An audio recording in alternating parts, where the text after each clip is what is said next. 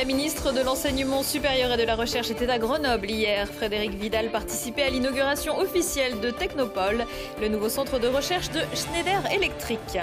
Et de retour à Grenoble depuis 2 ans, le festival des sapeurs-pompiers. Ce sera l'autre temps fort de la soirée du 14 juillet dans le parc Paul Mistral et ce sera chaud, très chaud. Il y a ceux qui font disparaître leurs vêtements et ceux qui commencent par les rudiments de la magie et son histoire. Parmi les nombreuses activités proposées aux enfants cet été, le stage magie. Bonsoir à tous, ravi de vous retrouver dans ce JT du jeudi 13 juillet 2017. Toutes les heures à partir de 18h, c'est moins de 10 minutes pour faire le tour de l'actu du Grand Grenoble.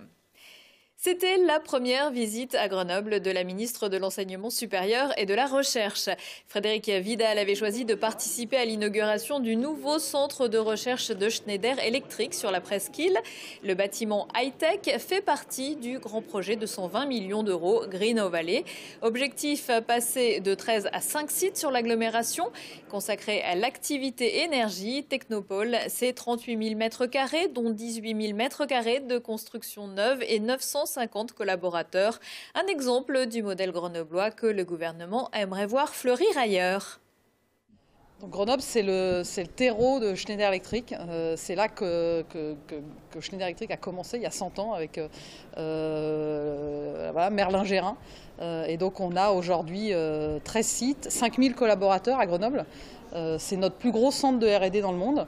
Et donc on a décidé de renforcer notre investissement pour continuer à rester à la pointe de l'innovation mondiale ici à Grenoble. Et donc on inaugure ce site qui est un site qui a vocation d'innovation, qui a vocation collaboration pour nos employés.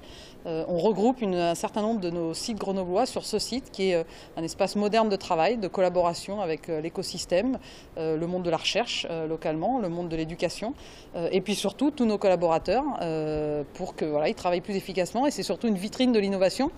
Puisque ce bâtiment a vocation à être d'une performance énergétique très avancée.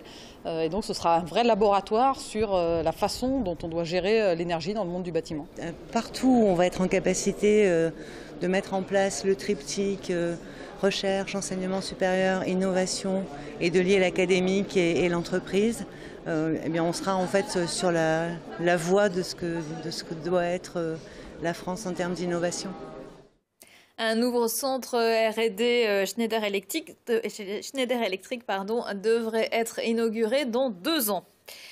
Macabre découverte à la mi-journée au lac de Paladru. Les secouristes ont repêché le corps d'un adolescent de 17 ans originaire de Lyon qui participait à une sortie dans le cadre d'une colonie avec un établissement IME, un institut médico-éducatif. Le jeune homme est mort noyé. La gendarmerie a été chargée de l'enquête. La Sûreté départementale lance un appel à témoins et demande à toute personne susceptible de leur donner des informations sur cette jeune fille de les contacter. Âgée de 15 ans, elle dit s'appeler Myriam Daoudi et présente une infirmité motrice cérébrale. Elle a été trouvée mardi vers 20h45, seule dans le tram C, à l'arrêt L'Étaillé à Saint-Martin-d'Air. Elle aurait été hébergée pendant 2 ans par une famille sur l'agglomération grenobloise. Vous pouvez appeler au 17 ou au 04 76 60 41 67 ou encore au 04 76 60 42 40. Dernier préparatif avant de célébrer la fête nationale. Les sapeurs-pompiers de Grenoble et Cessiné sont au taquet et répètent d'arrache-pied quand leur emploi du temps le permet pour le spectacle façon Chippendales qu'ils donneront pendant le festival des chasseurs de feu sur l'anneau de vitesse. Présenté comme le plus grand bal des pompiers de France, il débutera vendredi à 20h30. Mais les animations pour petits et grands prendront place dès 11h. L'idée, c'est de pouvoir aider une association. Le 14 juillet, déjà en premier temps, c'est la fête nationale. Donc, comme vous le savez, nous, on est très attachés à ces valeurs-là. Avec le drapeau de la France, c'est quelque chose qui nous tient à cœur. Ensuite, pendant des années à Grenoble, il n'y avait plus de balles. Et on s'est rendu compte que ça manquait dans le paysage grenoblois. Et puis, il ne faut pas oublier qu'on est là au quotidien, tous les jours de l'année pour les Grenoblois et les habitants de l'agglomération. Et c'est un moment aussi d'échanger avec eux, de partager, de faire la fête ensemble. Première approche que j'ai eue avec eux, je les ai un petit peu testés pour voir ce qu'ils étaient aptes à faire. J'ai bien vu qu'au départ, ce n'étaient pas des danseurs, donc pour leur faire des mouvements, c'était pas très facile. Cette année, l'association choisie, c'est l'association Ninon Soleil. Donc c'est une association qui se situe vers le nord d'Isère. Donc elle a pour but en fait d'aider les enfants qui sont en difficulté, qui subissent malheureusement des maladies. Donc le but c'est de collecter un maximum d'argent pour les aider, et ça sera le but en fait de notre journée, et en espérant les aider au mieux possible. Toujours dans le parc Paul Mistral, la ville de Grenoble vous invite de son côté à un pique-nique citoyen à 19 h et au feu d'artifice tiré depuis la Tour Perret à 22 h 30.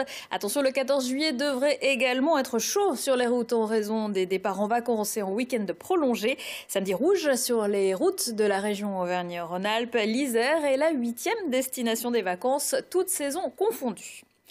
Alors que l'on apprenait cette semaine que J.K. Rowling, l'auteur d'Harry Potter, avait écrit un nouveau livre encore caché, on se dit que son héros a peut-être créé des vocations. Profiter des vacances pour se replonger dans les aventures du jeune sorcier en livre ou en film, c'est bien. Mais pour la pratique, Cinémagie organise des stages de magie dans un établissement grenoblois, le Magic Candy Bar. Cette semaine, 6 jeunes garçons ont pu s'essayer au tour de cartes et autres manipulations auprès de leur prof, David Meunier. Ça marche, ils ont même réussi à faire disparaître les filles. Il n'y en avait aucune pour cette session. C'est un stage où les enfants apprennent des tours de magie avec des objets usuels du quotidien, des cartes, des cordes, des balles-mousses, un œuf, des sucres. C'est de la magie qui se rapproche du close-up et de la magie table à table, magie rapprochée.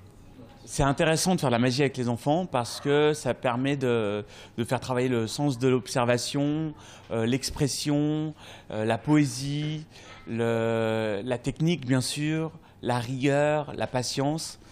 C'est un art pluridisciplinaire. C'est super, on fait des tours de magie, on en apprend plein. On a appris aussi l'histoire de la magie, quand ça a commencé. Puis en fait, ça a commencé au temps des Égyptiens.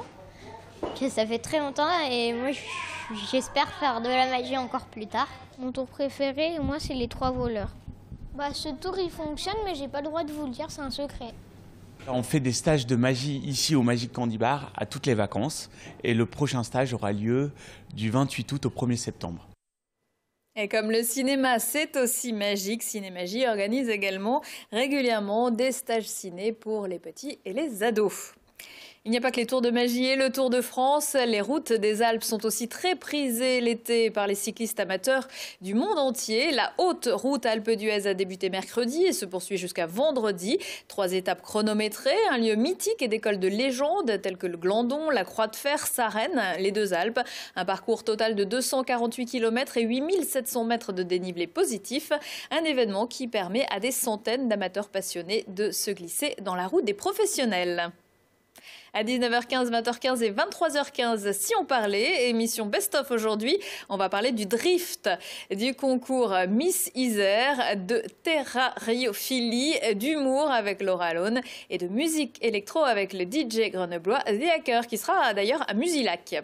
Prochain rendez-vous avec l'actu dans 1 heure et en replay sur télégrenoble.net. On profite nous aussi du long week-end et on vous donne rendez-vous pour une nouvelle édition du JT lundi soir avec Lucille Dailly. Bon week-end.